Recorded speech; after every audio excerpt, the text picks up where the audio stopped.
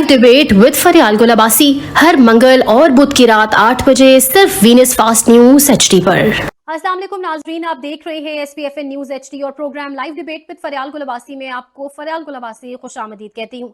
नाजरीन, मुल्क में इलेक्शन की आमद है और इलेक्शन कमीशन ने अब से तकरीबन 3 से 4 हफ्ते कबल इलेक्शन का एक महीना या एक हफ्ता तो बता दिया, लेकिन कोई तारीख फिल वक्त सामने नहीं आई और बज़ाहिर कोई अभी तक कोई स्पेसिफिक या कोई मखसूस तारीखें हमारे सामने नहीं आ सकी। और कुछ पॉलिटिकल पार्टीज, कुछ सियासी जमातें तो इलेक्शन की तैयारी करते जरूर दिखाई दे रही है, लेकिन इलेक्शन कमीशन की बिलखुसूस बात की जाए और मुल्क में एक वो जो इलेक्शन का माहौल होता है, अगर उस सारी सिचुएशन की बात की जाए तो लग रहा है कि इलेक्शन कमीशन की कुछ बदनीयती है और चीजें अभी इस तरह से खुलकर वाजह नहीं हो रही हैं।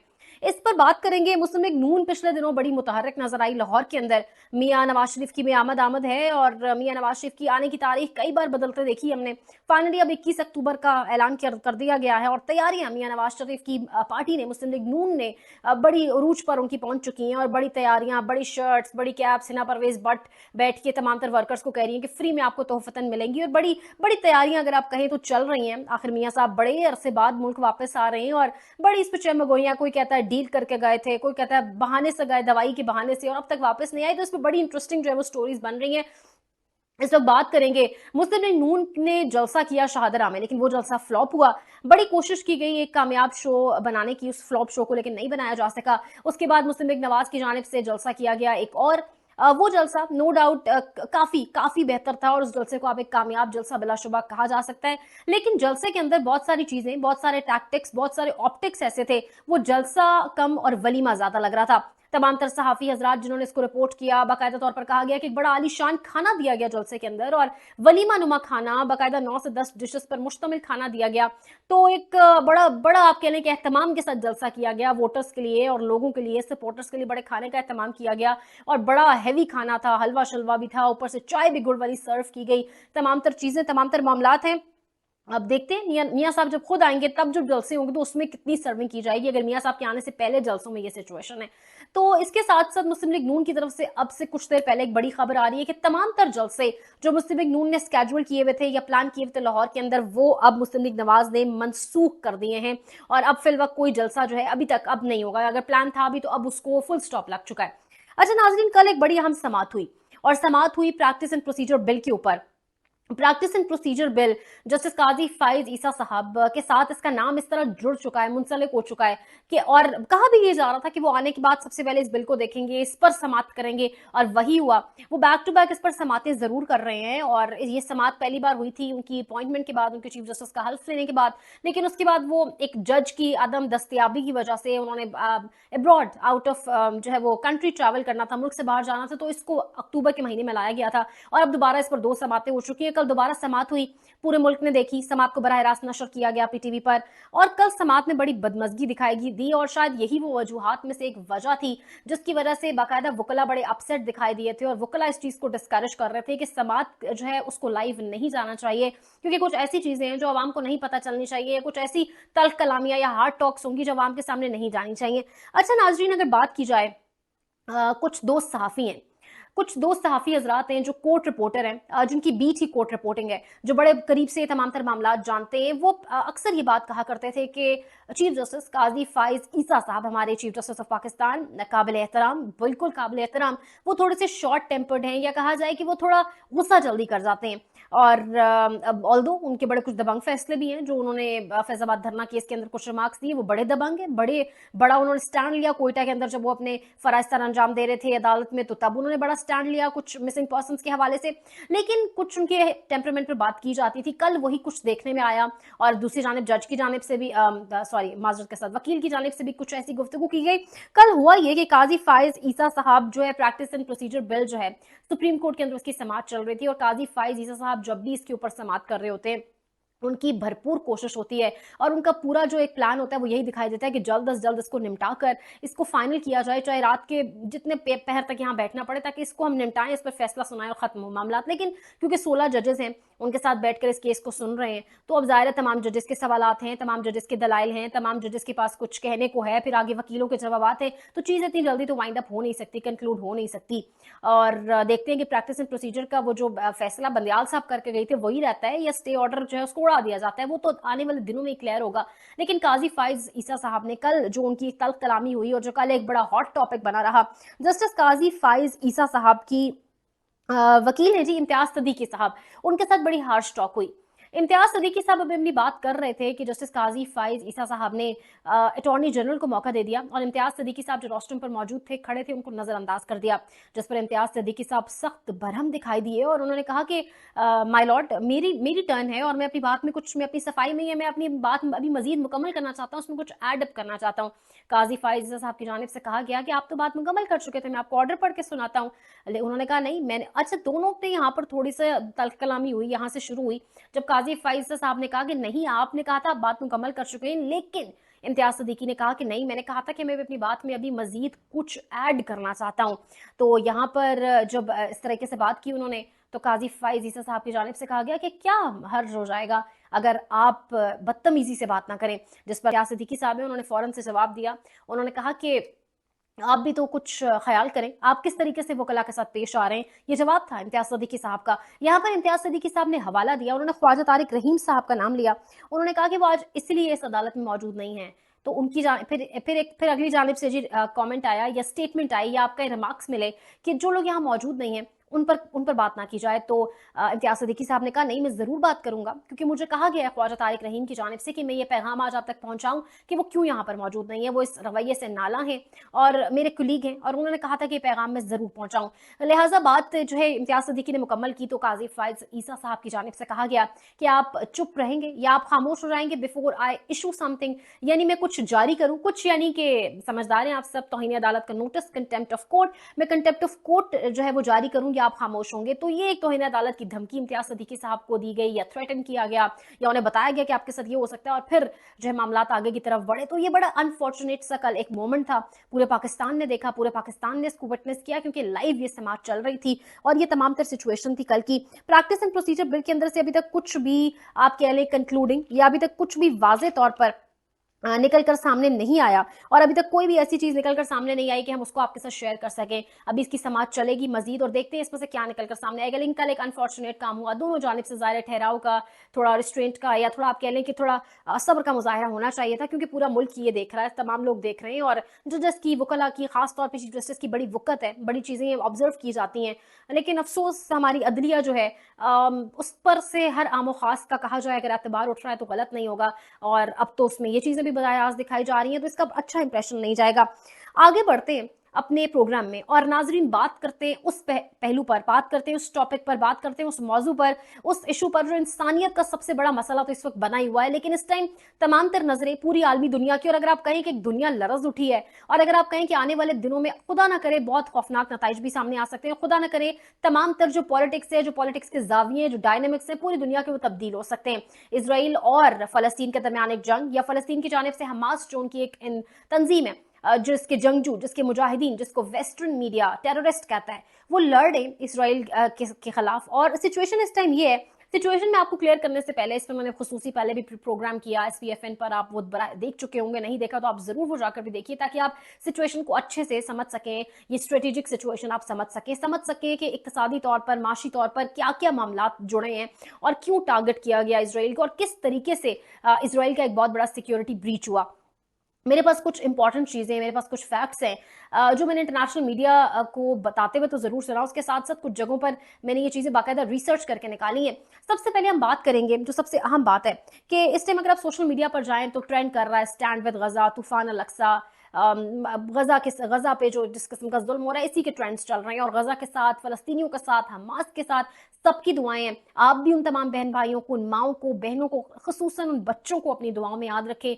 समझ नहीं आता वो आलमी तंजीमें कहाँ हैं, वो इंसानी हकूक के अलंबरदार, वो इंसानी हकूक पर बड़े बड़े दर्स देने वाले कहाँ हैं। मगरिब बड़े दर्स देता था, लेकिन आज वही मगरिब की मुनाफकत है कि वो अपने टीवी चैनल्स के ऊपर बैठकर बड़ी अंग्रेजी झाड़ रहे हैं, बड़े बड़े तबसरे तो जरूर कर रहे हैं, लेकिन भूल रहे हैं कि किस तरह का जुल्म किया जा रहा है गजा पर। एक तरफ वही वेस्ट यूक्रेन के साथ तो खड़ा हो गया जब रशिया ने हमला किया, होना चाहिए था, लेकिन आज जब इसराइल की जानिब से, और आज नहीं 75-80 सालों से इसराइल की जानिब से जिस तरह किया जा रहा है वो हमारे सामने, उस पर कोई खड़ा नहीं होता। नाज़रीन, इसके पीछे एक बहुत बड़ी कॉन्स्पिरेसी है।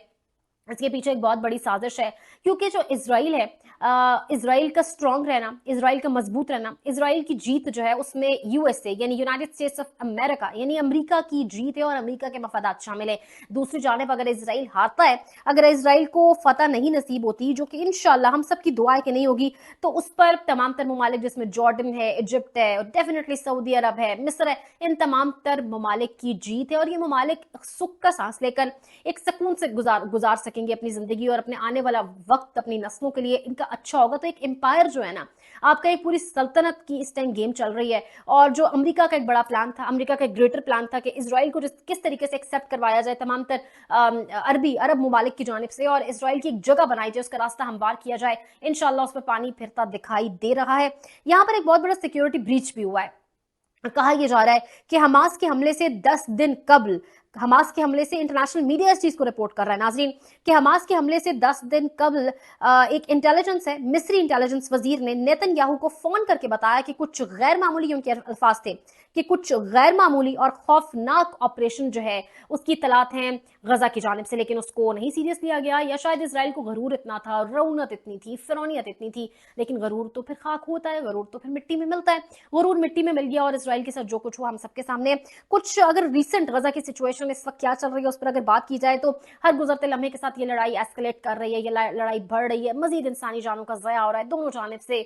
और लेकिन अब समझ आ रही है इसराइलियों को भी कि फलस्तीन पर क्या गुजरती थी, फलस्तीन के बच्चों पर, माओं पर, बहनों पर, बूढ़ों पर, नौजवानों पर क्या गुजरती थी, अब समझ आ रही होगी। अच्छा, इस टाइम बड़े ऑप्टिक्स खेले जा रहे हैं नाज़रीन। इस टाइम हमास की जानिब से जो वीडियोस जारी की जा रही है उसमें हमास दिखाई दे रहा है कि हमास ये दिखा रहा है कि हम जो है अपनी जीत के बड़े करीब और हम अपने टारगेट्स को अचीव कर चुके हैं। दूसरी जानिब जो videos Israeli media, Israeli radio और इसके साथ साथ पूरे का पूरा मगरबी मीडिया, क्योंकि मगरबी मीडिया जो है वो खड़ा इसराइल के साथ है, वो जो वीडियोस दिखा रहा है उसके मुताबिक इसराइल जो है वो फतह के बड़े करीब है। तो ये ऑप्टिक्स खेले जा रहे हैं, वॉर ऑप्टिक्स है।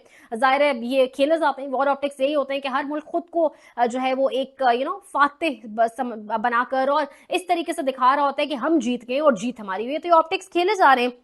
लेकिन कुछ हौलनाक खबरें भी हैं और इसके साथ साथ कुछ इनकरेजिंग खबरें भी हैं। हमास की तंजीम ने यह दावा किया है कि कुछ मजीद हाई रैंक ऑफिशियल्स, कुछ मजीद आर्मी के ऑफिशियल्स जो हाई रैंक पर हैं इसराइल के, वो उनकी कस्टडी में और उनको भी उन्होंने पकड़ लिया है। इसके साथ साथ ये कल आपको याद होगा कि बंद कर दी गई थी गजा की बिजली, पानी, गैस इसराइल की जानिब से बंद कर दिया गया था, अलल ऐलान बंद कर दिया गया था। रौनत इतनी है कि बड़े आराम से कह रहे थे कि हमने बंद कर दिया। जवाबन अल कसाम ब्रिगेड ने भी इसराइल के कुछ बड़े शहरों के बड़े बिजली घरों को निशाना बनाना शुरू कर दिया है। याद रहे कि आज इसराइल ने भी जो है वो गजा पट्टी के ऊपर यानी कल गजा स्ट्रिप के ऊपर बिजली और गैस को बंद कर दिया था। अब इसके साथ साथ अगर बात की जाए तो तमाम तर मुल्कों ने पोजीशंस लेना शुरू कर दी हैं, आप देखेंगे। लेकिन इसराइल के जो मुल्क हैं, इसराइल के जो दोस्त ममालिक हैं, उन्होंने पोजीशंस पहले ली और अमेरिका ने फौरन से भी पहले बहुत बड़ी इमदाद का, मिलिट्री एड का ऐलान किया, जो मैंने अपने प्रोग्राम में पहले भी आपसे शेयर किया। अब लेकिन देर आयद दुरुस्त आयद, सऊदी अरब ने भी स्टैंड लिया है, तुर्की ने भी स्टैंड लिया है। सऊदी अरब ने क्या स्टैंड लिया वो मैं आपको बताती हूँ। तुर्क सदर की बात करते हैं। तुर्क सदर ने अमरीकी जो सदर हैं सब ने अपनी पोजीशन सुनाने शुरू कर दी, लेकिन तैयब उर्दगान जो है उनका राब्ता हुआ है बराह रास्त सदर से, फलस्तीन के सदर महमूद अब्बास से, और टेलीफोनिक राब्ते में उन्होंने तमाम तर सिचुएशन, खत्ते की सूरत हाल, जो मौजूदा सूरत हाल है उस पर डिस्कशन की और कहा है कि हम आपके साथ खड़े हैं। इसके साथ साथ आयत खमीनी, ईरान के जो लीडर हैं, उनकी जानिब से भी आज बड़ी अहम गुफ्तगू की गई और उनकी जानिब से भी पूरा यकीन दिलाया गया कि हम फलस्तीन के, हम हमास के पीछे खड़े हैं। इसके साथ साथ सऊदिया ने जो यूएस सेक्रेटरी एंटनी ब्लिंकन, उनको कॉल की है और उनको टेलीफोन के जरिए बताया है कि तमाम तर नेगोशिएशंस, ये बड़ी अहम चीज है कि तमाम तर नेगोशिएशंस, तमाम तर मुज़ाकरात जो चल रहे थे इसराइल की एक्सेप्टेंस के लिए, इसराइल को मानने के लिए, वो तमाम तर नेगोशिएशंस, वो तमाम तर बातचीत, वो तमाम तर रवाबित हम यहीं पे खत्म करते हैं और इस वक्त हम फलस्तीन के साथ, हमास के साथ, गजा के साथ खड़े हैं।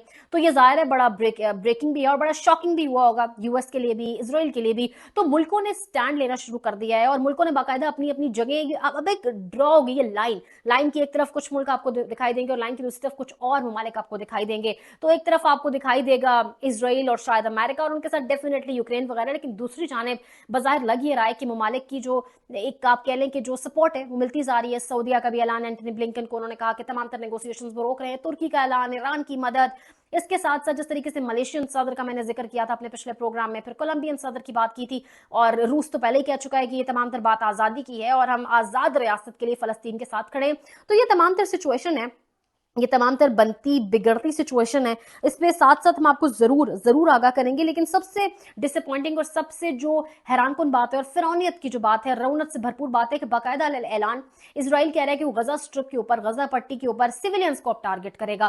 तो ये एक आम सी मामूली बात नहीं है, लेकिन दोबारा मैं यहाँ पर कहूँगी कि वो कहाँ है इंसानी हकूक के अलंबरदार। मगरिब हमें तो बड़ा दर्स देता था जब हमारे मुल्क में दहशतगर्दी उरूज पर थी। मगरिब बड़ी बातें करता था और मगरिब बड़ा कहता था पाकिस्तान में दहशतगर्दी उरूज पर है, जानों का ज़या है, जानों की कद्र कीमत नहीं है। तो मगरिब अब कहाँ है? जो फलस्तीन से हमारे सामने विजुअल्स आ रहे हैं, जो इमेजेस आ रहे हैं, जो तस्वीर हम तक पहुंच रही है, पूरे दुनिया उनको देख रही है। मगरिब की वो तमाम तर इंसानियत की बातें, वो दर्स, वो कहाँ गए? यहाँ पर बहुत अहम सवाल उठता है। मगरिब के लिए अच्छी पर्सनालिटी होना या एक एक्सेंट के साथ अंग्रेजी में तबसरे झाड़ना ही बहुत नहीं होता। आपको कुछ दलाइल के साथ भी गुफ्तगू करनी होती है और मगरिब बहुत बुरी तरह ये दलाइल वाली गुफ्तगू की गेम भी हार चुका है। और इसके साथ साथ इसराइल जो बहुत बड़ी बड़ी बातें करता था अपनी इंटेलिजेंस की, अपनी सिक्योरिटी की, अपनी एजेंसीज की, अपनी फौज की, वो भी बुरी तरह हार चुका है। उम्मीद है आप सबसे भी दरखास्त है फलस्तीनी बहन भाइयों के लिए दुआ करें और दुआ करें कि मगरिब का खुसूसन इसराइल का जो एक शिकस्त है वो यकीनी हो और उनका गरूर मजीद खाक में मिले। स्टे ट्यून्ड, अगले सेगमेंट में कुछ मजीद आपसे इंफॉर्मेशन है जो मैंने शेयर करनी है।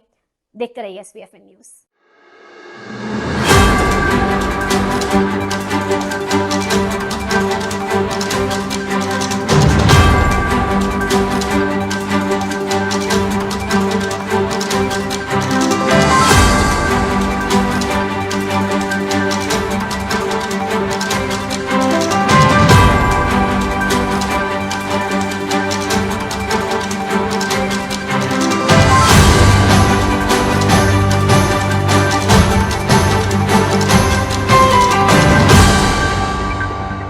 Programme live debate with Farial Gulabasi हर मंगल और बुध की रात 8 बजे सिर्फ वीनस फास्ट न्यूज HD पर। Venus group of companies. क्या आप अपने माली अहदाफ तक पहुंचना चाहते हैं? तो फिक्रमंद होने की कोई जरूरत नहीं, क्योंकि वीनस ग्रुप ऑफ कंपनीज आपके लिए एक ऐसा प्लेटफॉर्म है जहां आप अपने माली अहदाफ तक बआसानी पहुंच सकते हैं। हम दुनिया भर में अपनी खिदमात फराहम कर रहे हैं। कमोडिटी मार्केट में महारत के साथ साथ हम अपनी पेशा वाराना पुर अज़म खिदमात के साथ बढ़ती हुई मार्केट में जिंदा रहने में आपकी मदद करते हैं। हमारा एतमाद मार्केट के खतरात को कम करना है, जिसका नतीजा आप काबिल जिक्र मुनाफा कमाते हैं। वीनस कस्टमर केयर सपोर्ट 24 घंटे मुफ्त मुशावरत फराहम करती है और हमवार अमल के लिए हमारे पार्टनर्स की मदद करती है। तो आज ही हमारी वेबसाइट पर रजिस्टर हों और मुनाफा कमाना शुरू करें।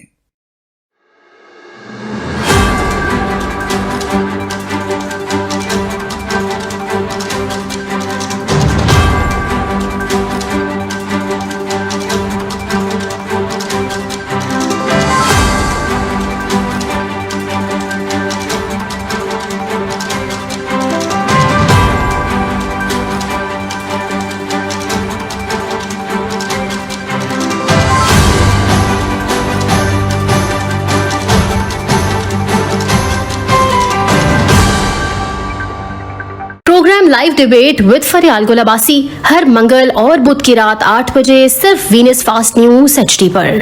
Welcome back after the break. और नाजरीन, जैसा कि हम सब जानते हैं कि वर्ल्ड कप 2023 जो है वो चल रहा है और वर्ल्ड कप के लिए जिस तरीके से तमाम तर दुनिया की जो टीम्स हैं, क्रिकेट टीम्स हैं, वो हिंदुस्तान पहुंच चुकी हैं और हिंदुस्तान का जो मुतसबाना रवैया है, हिंदुस्तान का जो एक बड़ा उनका एक मगरूर सा रवैया है और वो पाकिस्तान आके खेलना नहीं चाहते, तमाम तर चीज़ें हमारे सामने, और हम फिर भी सब्र किए इस्तकामत के साथ जी हमने अपनी अपनी टीम को भेज भी दिया हिंदुस्तान, जबकि वो पाकिस्तान नहीं आते।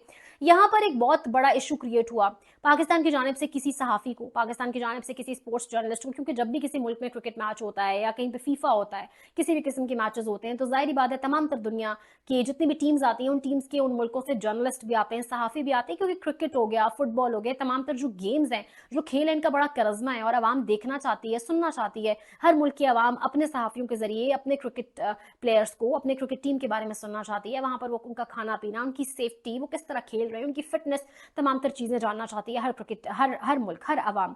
तो जर्नलिस्ट साथ जाते हैं, लेकिन अनफॉर्चुनेटली हिंदुस्तान ने तमाम तर मुल्कों के सहाफ़ियों को वीज़ा दिया, पर पाकिस्तान की माजरत के साथ पाकिस्तान के किसी भी सहाफ़ी को वीज़ा नहीं मिल सका, किसी स्पोर्ट्स जर्नलिस्ट को वीज़ा नहीं मिल सका। बड़े बड़े नाम हैं, वीज़ाज रिजेक्ट हो गए।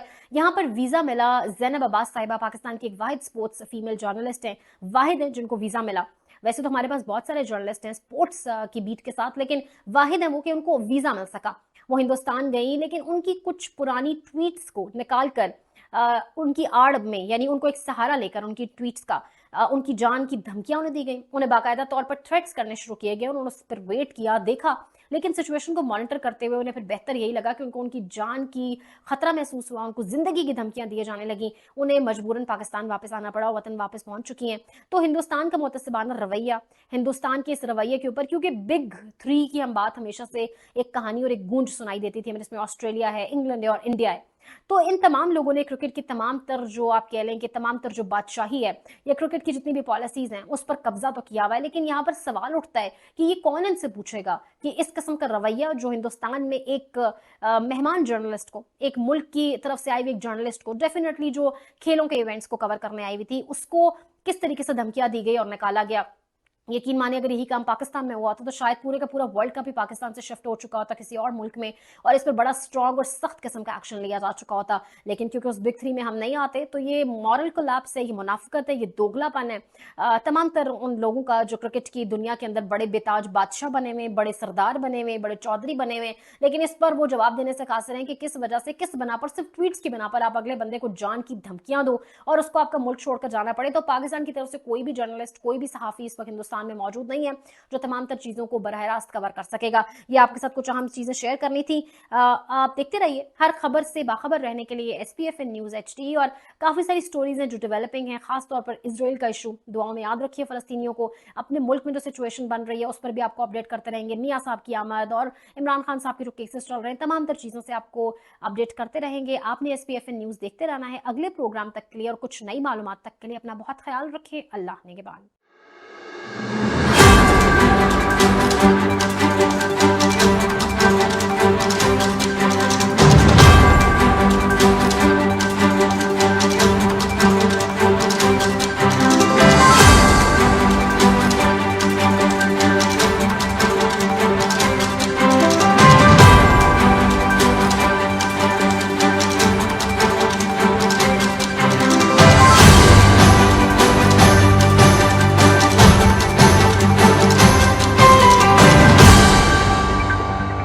Programme live debate with Farial Gulabasi हर मंगल और बुध की रात 8 बजे सिर्फ वीनस फास्ट न्यूज HD पर।